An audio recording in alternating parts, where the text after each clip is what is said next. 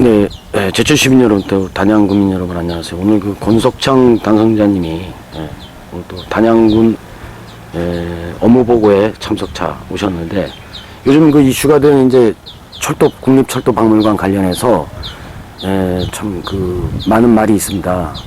먼저 이제 이수정 도지사가 제천 방문하시고, 제천은 원래부터 이제 자격이 안 됐다. 그리고 이제 두 번째 공약으로 요 철도박물관 유치를 하시게 된 계기, 그리고 이제 이후에 서울에 이제 뭐 국토부 방문하셨을 때 어떤 다 오픈은 안 하셔도 되겠지만 이제 또 어떤 마음속에 가지고 계셨던 이런 걸 또 들어야겠습니다. 우선 국립철도박물관을 이제 제 공약으로 삼게 된 부분에 대해서는 제가 그 국토부의 다른 업무로 왔다 갔다 하다 보니까 국립철도박물관 얘기를 들었습니다. 그래서 철도 도시는 여기 제천인데 어째 제천이 신청이 안 돼 있다 그런 얘기를 듣고 제가 이제 와서 이건 말이 안 된다. 적어도 제천의 자존심인데 이건 무조건 이런 최소한 신청이 당연히 돼야 되고 그다음에 그 경쟁에서 우리가 이길 수 있는 여건을 가지고 있다라고 생각을 해서 공약까지 내걸었습니다. 이제 그 공약을 내걸고 나서 근데 당선되자마자 바로 이게 도지사가 제천과 오송 중에 하나를 선택하면서 지금 문제가 좀 이렇게 됐는데요. 제가 보기에는 이 부분은 문제가 있다. 왜냐하면은 그 오송은 2014년 10월에 국토부에 제출을 했거든요. 2014년도. 예. 그러다 보니까 그동안에 준비를 많이 했죠.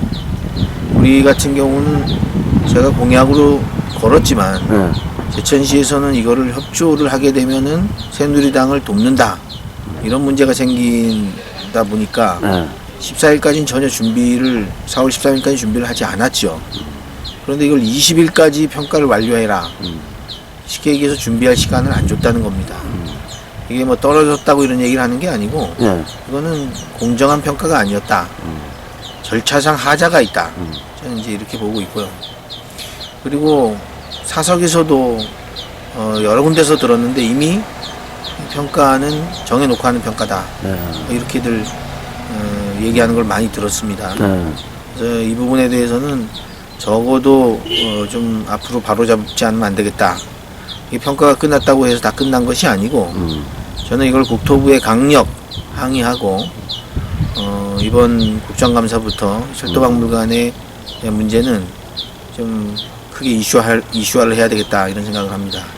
물론 이슈화를 하는 과정에서 제가 공약에 내걸었다고 해서 무리하게 제천 아니면 안 된다 이렇게 무리한 주장을 하고자 하는 것은 아닙니다. 공정한 평가를 해야 되겠죠. 그 공정한 평가에 적어도 제천이 16개 도시 안에도 안 된다. 이건 말이 안 되는 것이다. 이렇게 생각을 하고 있고요. 그래서 이 부분이 만약에 절차상의 문제가 있다면은 그 다음에 후속 조치는 여러 가지를 생각하고 있습니다. 그래서 제가 당장 국토부에 강력 항의를 했고 또 도에도 항의를 하고 있는 그런 상황입니다. 그러면 그 자격 조건이라든가 이제 그 내용 자체도 좀 전에 말씀하셨듯이 어떤 정치적인 부분도 있다. 이렇게 말씀하시는 거고. 그리고 이제 이후에 그 선거운동 기간이라서 이제 뭐 공무원들이 이제 뭐 이렇게 적극적으로 나서지 못했다라는 이제 뭐 비공식적인 입장도 있었는데 그 부분에 대해서 어떻게 생각하십니까? 일단 공약을 건 거는 저지만은 공약을 실천할 수 있는 시간적 여유가 일단 없었습니다. 왜냐하면 공약이라고 하는 건 누구나 할 수는 있습니다. 그러면은 그게 충분한 시간적 여유가 있을 때 국토부나 도를 상대로 해서 활동을 해야 되는데 지금 당선인 자격으로 아직 국회의원도 아닌 입장에서 활동에는 좀 제약이 있었다는 것을 우선 양해의 말씀을 드리고요. 제천시에서는 이거를 반드시 따야 되겠다 하는 과연 의지가 있었느냐 이런 부분에 대해서 좀 의구심이 있습니다. 그리고 기왕 우리 평가에 관해서 말씀드리자면 박물관은 관광객이 가는 겁니다. 어디 출장 가는 사람이 마음이 급한데 들르지 않습니다. 오송에 관광으로 가는 사람이 얼마나 됩니까? 업무차 가는 겁니다. 출장차 가는 거죠. 그래서 다른 나라도 보면 철도박물관은 다 관광지에 있습니다. 지금 오송에 만약에 이것이 세워진다면 양양공항 같이 실패한 정책이 될 수밖에 없다. 탈이 날리는 박물관, 이거는 제가 보기에는 뻔히 앞이 보인다, 이런 생각이 듭니다. 이렇게 제천 단양이 관광객이 오송보다 훨씬 당연히 많고요. 또 여기에 오는 사람들 단양 팔경 의림지 청풍호 보러 왔다가 볼거리 하나씩 더 찾아서 보는 게 그게 맞는 겁니다. 그래서 이건 평가 기준으로 뭐 100만이다 이렇게 말씀을 하시는데 또 30km 뭐 반경 이런 주장까지 있습니다. 제가 아직 구체적인 평가에서는 뭐 확인을 해봐야 됩니다만, 누가 관광을 뭐 30km 이내 사람만 옵니까? 단양 팔경에서는 제주도에서도 옵니다. 그래서 이거는 아주 인위적인 부분이다. 오히려 인구 기준을 넣음으로써 대전과 청주 인근에 있는 오송에 뭐 유리하게 하려면은 뭐 그런 기준을 넣을 수도 있다, 이렇게 보여집니다. 지금 말 그대로 전국에 10개 있는 게 아니라 1개 있는 국립철도박물관입니다. 30km 이내에 있는 사람들만 오는 게 아닙니다.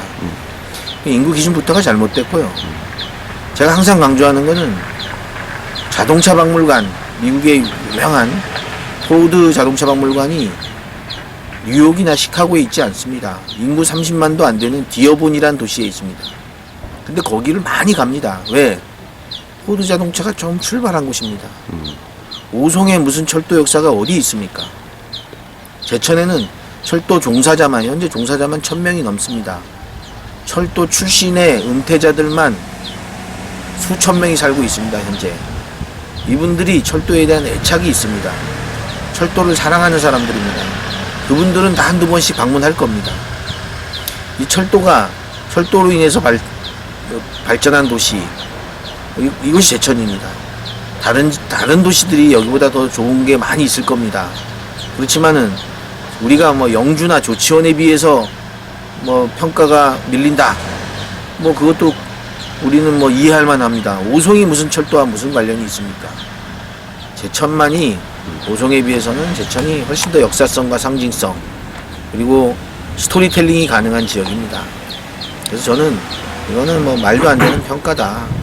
제가 현직 국회의원이 아니다 보니까 더 이상 사실은 압박하기 어려운 위치에 있습니다만, 제가 개원을 하고 등원을 하면 이 문제는 반드시 짚고 넘어가야 된다.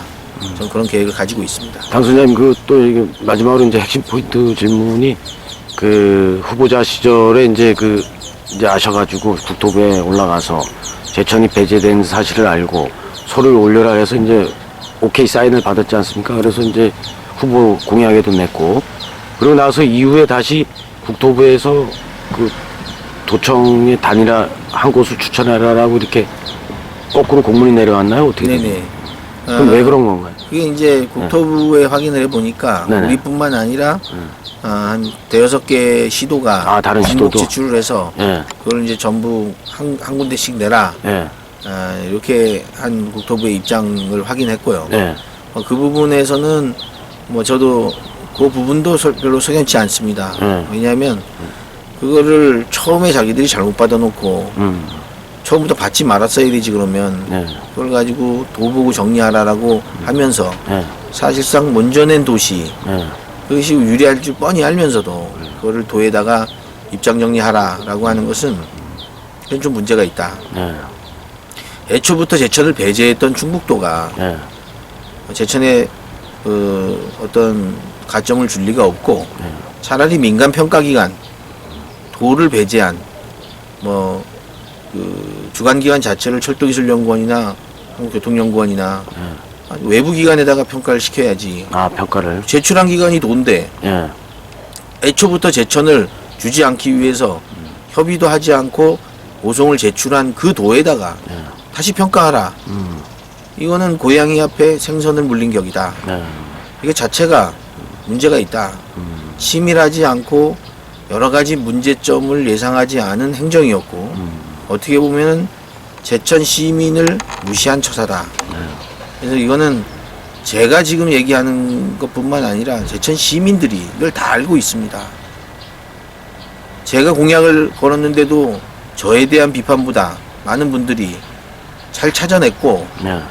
이거를 우리가 제천이 또 한 번 혁신도시에 이어서 무시당하는 부분을 자존심을 회복하기 위해서 이런 공약을 잘 걸었다.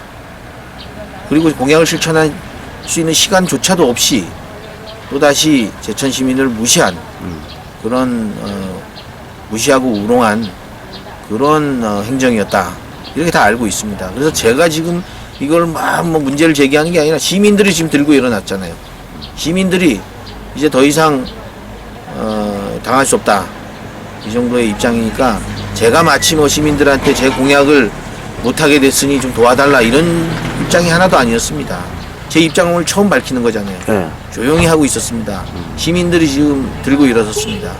더 이상 그 도 내에서도 무시받고 전국적으로도 지금 소외당하고 있는 저희 도시가 이제는 좀 목소리를 키워야 된다 이런 생각을 하고 있습니다. 아무튼 뭐 이렇게 인터뷰 어렵게 또 제가 이렇게 부탁을 해서 네, 하게 됐는데 저 뭐 당선 최초로 이제 뭐 저기 감사의 말씀 한번 해주시죠. 지금 이제 당선된 지 뭐 채 열흘도 안 됐는데요. 이제 한 열흘 됐는데 제가 계속 서울을 오가고 있습니다. 당 행사서부터 많은 인맥 다시 구축하고 있고 또한 선거운동 하느라고 못 만났던 분들 만나서 다 저의 제천과 단양을 위해서 도와주실 분들을 만나고 다니고 있고요. 그러다 보니까 우리 유권자분들한테 자주 인사하는 기회는 좀 적어졌습니다만 걱정하지 마시고 절대 처음 약속한 대로 일하는 국회의원이 되겠습니다.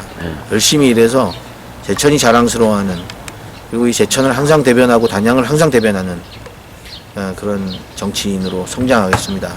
기억해 주시고 계속 보이지 않는 곳에서 지지 부탁드리겠습니다. 시간 내주셔서 감사합니다. 네, 고맙습니다. 안녕하세요. 제가 이제 당선되고 처음 인사드리러 왔습니다. 당선되고 나니까 뭐가 바뀌었느냐 많이들 물으시는 분들이 계신데 사실 마음의 자세는 차이가 없습니다. 저는 기본적으로 처음부터 약속드린 대로 일하는 정치인, 깨끗한 정치인이 되겠다 이 약속을 지키기 위해서 선거에 나섰고요. 불과 7개월 조금 넘게 전에만 해도 여러분과 같이 공무원이었습니다. 전에 9월 10일자로 면회퇴직을 할 때 여러 가지 앞이 보이지 않는 상황에서 제가 가진 소신은 제게 봉사하겠다. 다른 분들도 다 그렇게 말씀을 하시지만 저 같은 경우에는 11년 남은 보장된 자리를 그만뒀습니다. 그리고 공무원이 사무관을 시작해서 제일 그래도 나름대로 일할 수 있는 자리가 국장. 제가 국장을 거치고 국장 중에서 고참인 도락정장을 할 때는 제대로 제 뜻을 펴본 게 한 4, 5년밖에 안 됩니다. 2009년에 제가 국장이 되면서 한 5, 6년 되네. 5, 6년 정도 이제 제대로 일을 한번 해볼 만한데 제가 나왔습니다. 그래서 일하는 부분에 있어서는 국토부에 물어보나 행정부시 도국에 물어보나 제가 항상 앞서서 일을 했던 평가가 있기 때문에 여러분들도 저하고 같이 일 좀 같이 해달라 그런 부탁의 자리라고 저는 생각합니다. 그래서 제가 국회의원이 되었다고 해서 뭐가 뭐 특별히 높아진 것도 아니고 군림하는 자리도 아닙니다. 일을 하지 않으면 종이 쑤시는 스타일이라 여러분과 함께 일을 좀 같이 열심히 하자 차원에서 자리를 마련했습니다. 그리고 또 제가 제천 사람이다 보니까 단양에 대해서 혹시 단양에 좀 소외감을 느끼지 않을까 하는 우려의 목소리도 많습니다. 절대 그렇지 않다는 걸 다시 한번 이 자리부터 말씀드리고요. 단양이 그만큼 중요한 이유는 단양 분들이 제천에 비해서 훨씬 더 결집력이 좋습니다. 거기서부터 태어나서 잘하신 분들도 많고 제천은 밖에서 오신 분들이 석달이 있어서 많이 섞여 있다 보니까 어떤 커뮤니티 형성이 좀 여기보다 부족하고 그런 단결력이 좀 부족한 부분도 좀 보입니다. 그래서 뭐 어디를 평가하고자 말씀드리는 게 아니고 이 단양에서 작은 소도시 3만의 단양이 앞으로 기적을 이룰 수 있는, 오히려 인구가 다 줄고 있는 마당에 한번 여기도 한번 늘려보자, 우리 고향을 한번 살려보자, 이런 뜨거운 열정으로 같이 저와 함께 동참해 주시기 부탁드립니다. 그리고 일은 상향식으로 이루어져야 됩니다. 제가 사무관 때부터 이사관까지 되는 과정에서 제 일의 경험을 말씀을 드리면, 장차관이 시킨 일도 중앙구청 사무관이 중심이 돼서 일을 시작을 합니다만 90년도 이후에 저는 단 한 번도 일을 시킨 거에 대해서 결제 부탁드립니다. 결제를 해주면 감사합니다. 추진할 수 있게 해주셔서 감사합니다. 그 말에 국장들은 아주 좋아합니다. 말로만이 아니고 그런 표현이 중요한 게 아니고 내일이다. 차관이 불러다가 야 이거 국회의원이 이런 얘기 하는데 이거 어떻게 생각해? 사무관이 당돌하게 형평성 문제로 해줄 수 없습니다. 자신있게 무엇을 물어도 통계 수치부터 자신있게 얘기할 수 있는 그런 사무관의 생활을 시작했습니다. 당돌하기도 했고 건방지기도 했고, 그렇지만 그것이 나중에는 누가 물어도, 조선일보 기자가 전화와도, 감사원이 전화가 와도, 국회 보좌관이 난리를 쳐도 제 뜻을 꺾지 못했던 그런 일들이 많이 있습니다. 불과 얼마 전에 쌍카페 연비 부적합 때릴 때는 대통령까지 나왔습니다. 독실회의를 열리고 기재부 장관, 경제수석, 사업부 장관, 국토부 장관이 참석한 자리에 배석해서 그 사람들 앞에서도 뜻을 굽히지 않고, 나중에는 대단하다, 각종 외압과 로비에도 흔들리지 않고 일을 하는 그런 부분이 사무관 때부터 연습이 되어 있습니다.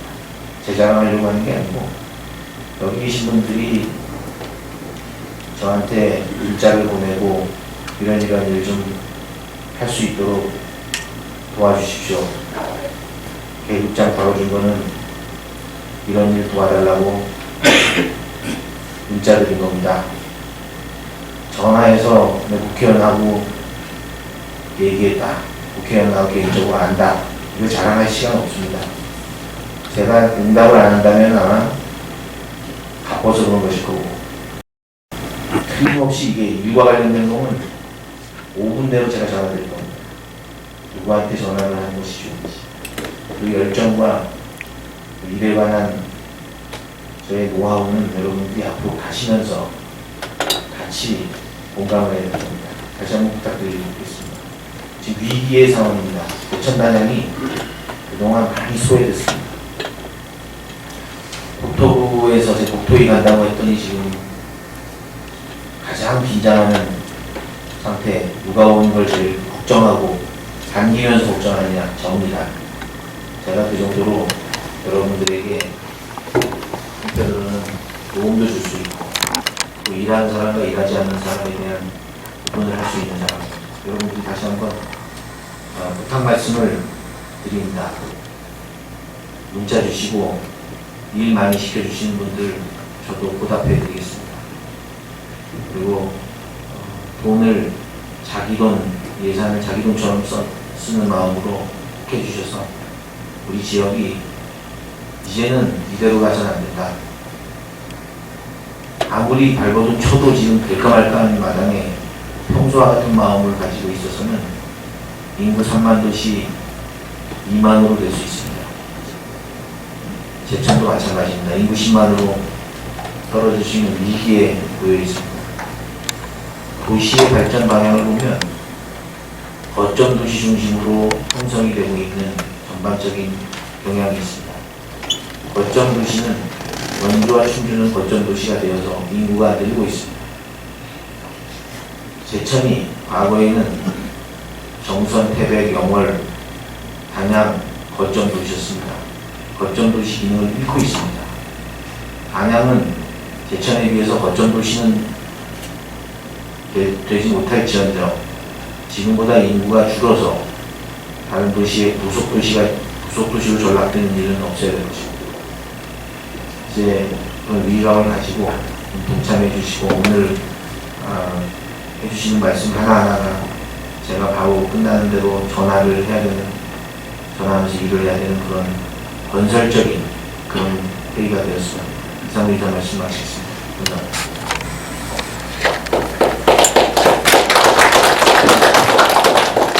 네, 좋은 말씀 해주셨는데 다시 한번 우리 반영공을 찾아주신 데 대해서 환영하고 지금 열정을 얘기하셨는데 앞으로 의원하시는 동안 그런 열정을 앞세워서 우리 단양군 발전을 위해서 많은 노력을 해주십사 하는 의미에서 부탁의 박수 다시 한번